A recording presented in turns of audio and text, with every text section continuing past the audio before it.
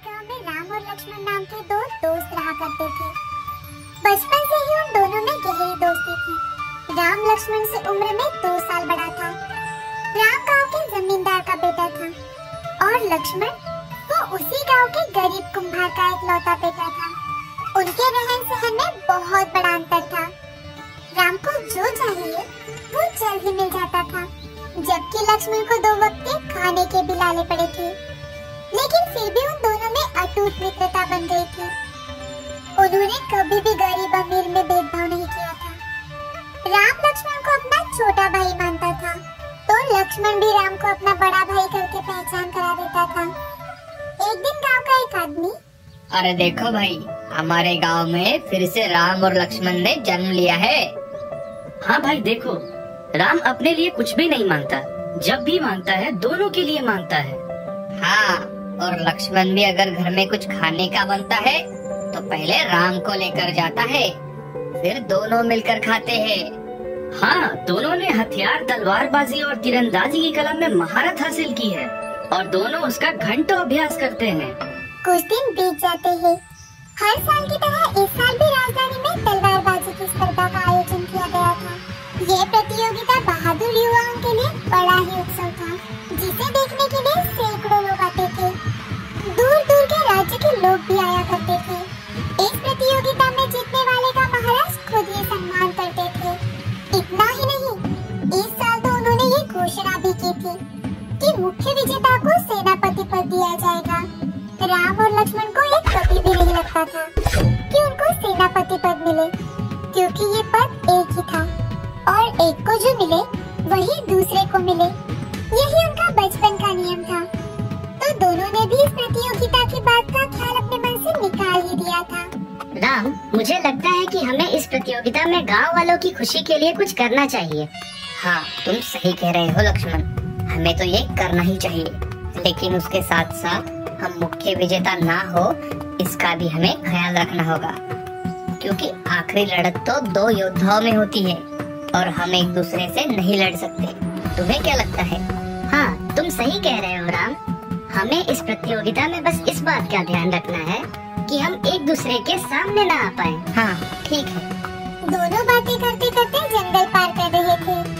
दोनों जंगल के बीच जाकर एक झील के पास रुके।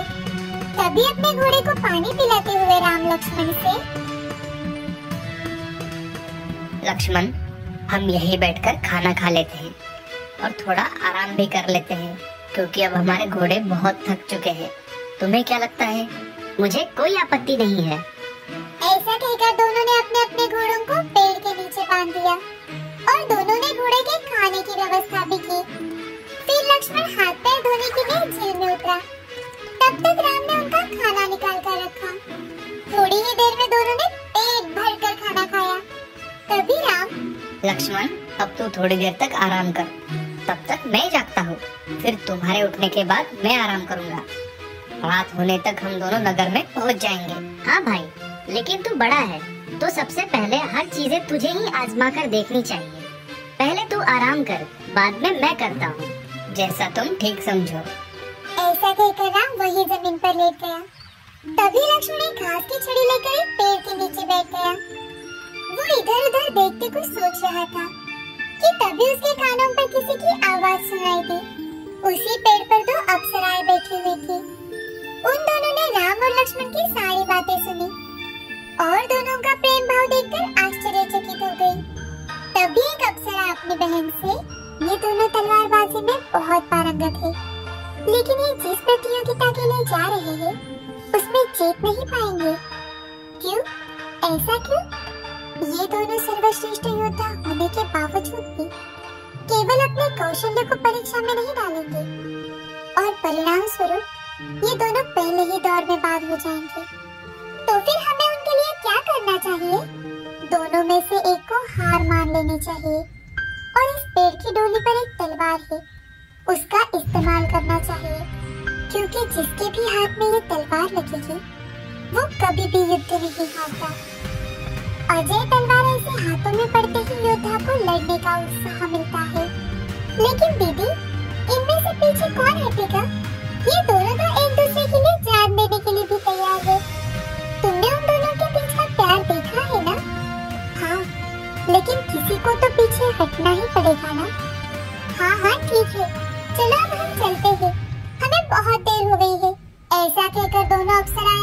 चली जाती है और इतने देर से सब सुनने वाला लक्ष्मण और ज्यादा सोच में पड़ जाता है कि राम ने आज तक उसके लिए क्या क्या किया है।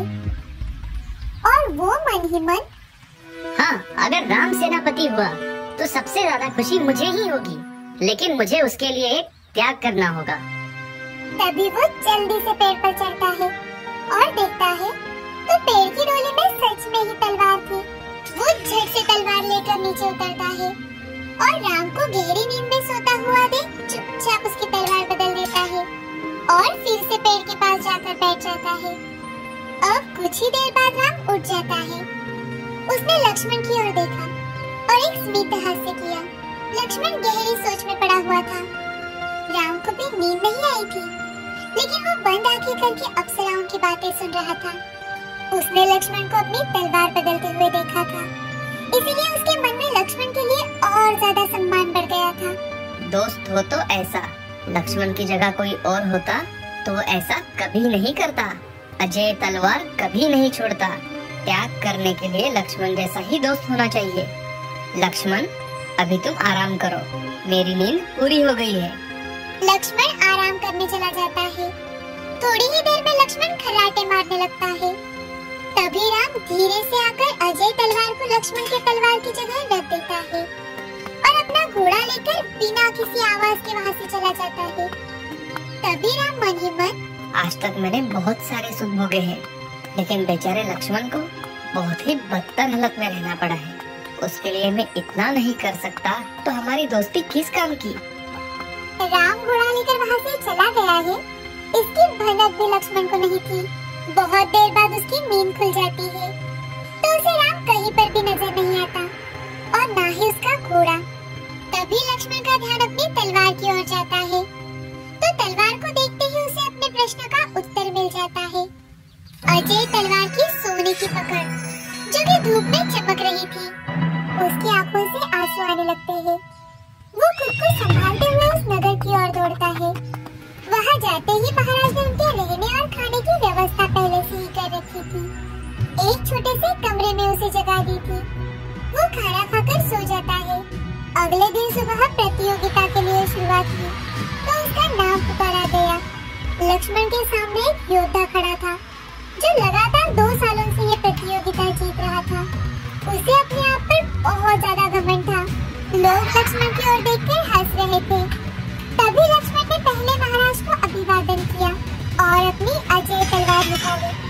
तलवार को हाथ में लेते ही उसके शरीर में मानो 10 हाथियों का बल आ गया। शूरवीर और घमंडी योद्धा पर लक्ष्मण ने वार किया और उसने भी लक्ष्मण पर वार किया, लेकिन लक्ष्मण ने बड़ी ही चतुराई के साथ उसे झुका दिया। लक्ष्मण की ताकत को देखकर वो घमंडी योद्धा पसीने से भीग गया और वहाँ से भाग गया। तलवारबाजी का लक्ष्मण का कौशल्य देखकर सभी चकित हो गए। सभी और उसकी जय जयकार होने लगी। महाराज ने भी उठकर उसके शौर्य को दाद दी। आखिर वही हुआ जो होना था। अजय योद्धा वीर की माला लक्ष्मण के गले पड़ गई थी और तो और महाराज ने उसे सेनापति पद बहाल किया। तभी लक्ष्मण मन ही मन, आज मैं बहुत खुश हूँ, लेकिन आज मेरे साथ राम को होना चाहिए था। उसके बिना मैं ये खुशी नहीं मना सकता। यहाँ राम जंगल पार करके दूसरे राज्य में पहुँच जाता है। तभी उसे सभी और दुख फैला हुआ दिखाई देता है। सभी दुकानें, घर, सब कुछ खुला खुला ही था, लेकिन उसमें कोई नहीं था। तभी राम मन में सोचते हुए, अरे ये क्या है, गांव में सारी चीजें खुली है, लेकिन कोई दिखाई क्यों नहीं दे रहा। ऐसा सोचते सोचते राम राजमहल के पास आता है। तभी उसे वहाँ पर लोगों की भीड़ दिखाई देती है। हर कोई उदास और दुखी होकर वहाँ खड़ा था। हर किसी के चेहरे पर डर नजर आ रहा था। तभी राम घोड़े से नीचे उतरकर एक आदमी के पास जाता है और उसे पूछता है, अरे भाई साहब, क्या हुआ है? आप सभी लोग यहाँ इकट्ठा क्यों हुए हैं और अभी लोग इतने डरे क्यों हैं? वो आदमी राम को गौर से देखते हुए, बेटा, लगता है तुम यहाँ नए हो। हाँ, मैं दूसरे राज्य से हूँ। फिर तुम्हें हमारे संकट के बारे में पता ही नहीं होगा। यहाँ क्या हुआ है, मुझे जरा विस्तार से बताओ। अब तुम्हें क्या बताए बेटा, हर रोज सूर्यास्त के वक्त एक राक्षस उड़ता हुआ हमारे राज्य में आता है। उसे जीवित 20 लोग भोजन के लिए लगते हैं, और अगर नहीं मिले तो वो नुकसान करके जितने लोग हाथ में लगे उनको लेकर चला जाता है। अब कुछ ही देर में वो यहाँ आने वाला है। तो आप लोग उसका कुछ बंदोबस्त क्यों नहीं करते? आपके महाराज और सेनापति कहाँ है बेटा, लेकिन महाराज अब बूढ़े हो चुके हैं और सेनापति वो तो कब से राज्य छोड़ के चले गए। अब हमारा कोई नहीं है। अरे भाई, मैं हूँ ना, ऐसा क्यों कहते हो? राम के ऐसे कहते ही जोरों से हवा आने लगी और साथ ही बादल गरजने जैसी हंसने की आवाजें थी। तभी डर से कांपते हुए वो आदमी, अरे वो देखो, राक्षस आ गया। जैसे ही राम ने आसमान की ओर देखा तो सच में एक राक्षस पंछियों के जैसा उड़ता हुआ उनके करीब आ रहा था। तभी राम ने बिना डरे अपना तीर निकाला और राक्षस की ओर वो तीर चलाया। तीर जाकर राक्षस की दाहिनी आंख में जाकर फंस गया। अरे अरे, मर गया, अरे मैं तो मर गया। राक्षस चिल्लाने लगा। तभी राम ने अपना दूसरा बाण निकाला और उसकी बाहिनी आंख में तीर चलाया। राम ने राक्षस की दूसरी आंख को भी फोड़ दिया। तभी वो अंधा हुआ राक्षस जमीन पर आकर गिरा। अब सभी लोग राम की ओर देखने लगे और राम की ओर देखते हुए, ये रहा आपका शत्रु और दीजिए इसे सजा जो लोग आप उसे देना चाहते हैं। राम के ऐसे कहते ही लोग हाथ में जो कुछ भी मिले उसे लेकर राक्षस के ऊपर टूट पड़े। अंधा राक्षस जोर जोर से चिल्लाने लगा, लेकिन लोगों ने अपना पूरा गुस्सा निकाला और उसे कुचल कुचल कर मारा। राक्षस के मरते ही लोगों ने राम का जय जयकार किया और अपने कंधे पर उठाकर राजमहल में लेकर गए। तभी उसका शौर्य देखकर महाराज बहुत ज्यादा प्रसन्न हुए और उन्होंने तुरंत ही राम को सेनापति पद पर नियुक्त किया। राम भी बहुत ज्यादा खुश हुआ। उसने भगवान का धन्यवाद किया। अब कुछ ही दिनों में राम और लक्ष्मण की भेंट हो जाती है। उनकी भेंट देखकर सभी गांव वाले खुश हो गए। सभी गांव